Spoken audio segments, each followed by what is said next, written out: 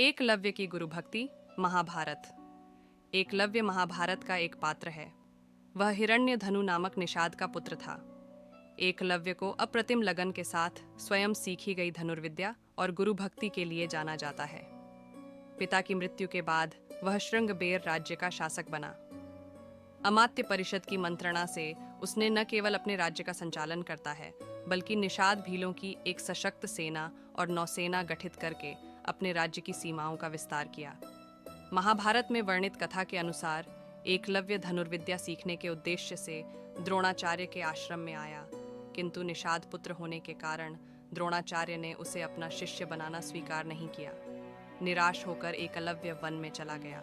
उसने द्रोणाचार्य की एक मूर्ति बनाई और उस मूर्ति को गुरु मानकर धनुर्विद्या का अभ्यास करने लगा। एकाग्रचित्त से साधना करते हुए अल्पकाल में ही वह धनुर्विद्या में अत्यंत निपुण हो गया।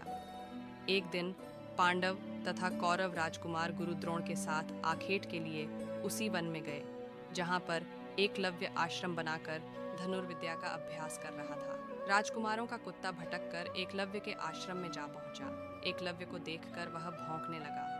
कुत्ते के भौंकने से एकलव्य की साधना में बाधा पड़ रही थी, अतः उसने अपने बाणों से कुत्ते का मुंह बंद कर दिया। एकलव्य ने इस कौशल से बाण चलाए थे कि कुत्ते को किसी प्रकार की चोट नहीं लगी।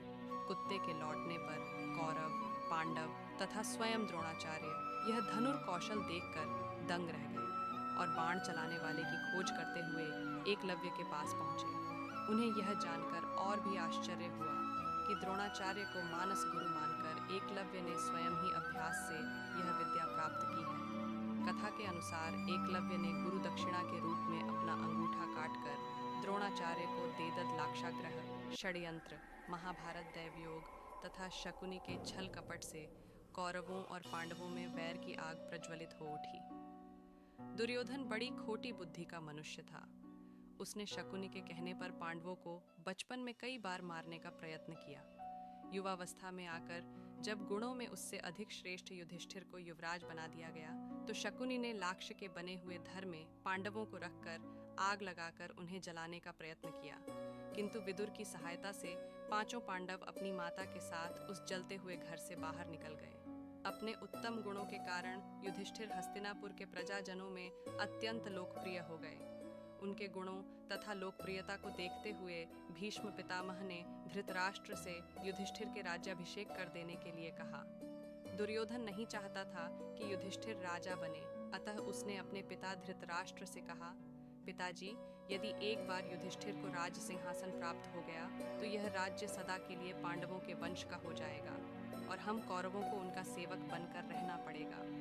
इस पर धृतराष्ट्र बोले, वत्स, दुर्योधन युधिष्ठिर हमारे कुल के संतानों में सबसे बड़ा है, इसलिए इस राज्य पर उसी का अधिकार है।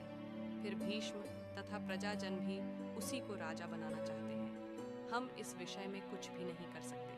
धृतराष्ट्र के वचनों को सुनकर दुर्योधन ने कहा, पिताजी, मैंने इसका प्रबंध कर लिया है, बस आप किसी तरह पांडवों को वारणावत भेज दें। दुर्योधन ने वारणावत में पांडवों के निवास के लिए पुरोचन नामक शिल्पी से एक भवन का निर्माण करवाया था, जो कि लाख, चर्बी, सूखी घास, मूंज जैसे अत्यंत ज्वलनशील पदार्थों से बना था। दुर्योधन ने पांडवों को उस भवन में जला डालने का षड्यंत्र रचा था।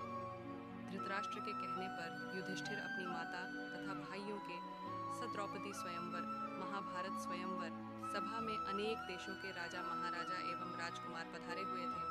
एक ओर श्री कृष्ण अपने बड़े भाई बलराम तथा गणमान्य यदुवंशियों के साथ विराजमान थे। वहां वे ब्राह्मणों की पंक्ति में जाकर बैठ गए। कुछ ही देर में राजकुमारी द्रौपदी हाथ में वरमाला लिए अपने भाई धृष्टद्युम्न के साथ उस सभा में पहुंची। धृष्टद्युम्न ने सभा को संबोधित करते हुए कहा, हे विभिन्न देश से पधारे राजा, महाराजाओं एवं अन्य गणमान्य जनों, इस मंडप में बने स्तंभ के ऊपर बने हुए उस घूमते हुए यंत्र पर ध्यान दीजिए। उस यंत्र में एक मछली लटकी हुई है तथा यंत्र के साथ घूम रही है। आपको स्तंभ के नीचे रखे हुए तैल पात्र में मछली के प्रतिबिंब को देखते हुए बाण चलाकर मछली की आंख को निशाना बनाना है। मछली की आंख में सफल निशाना लगाने वाले से मेरी बहन द्रौपदी का विवाह होगा। एक के बाद एक सभी राजा, महाराजा एवं राजकुमारों ने मछली पर निशाना साधने का प्रयास किया, किंतु किंतु सफलता हाथ न लगी और वे कांतिहीन होकर अपने स्थान में लौट आए। इन असफल लोगों में जरासंघ, शल्य, शिशुपाल तथा दुर्योधन, दुशासन आदि कौरव भी सम्मिलित थे।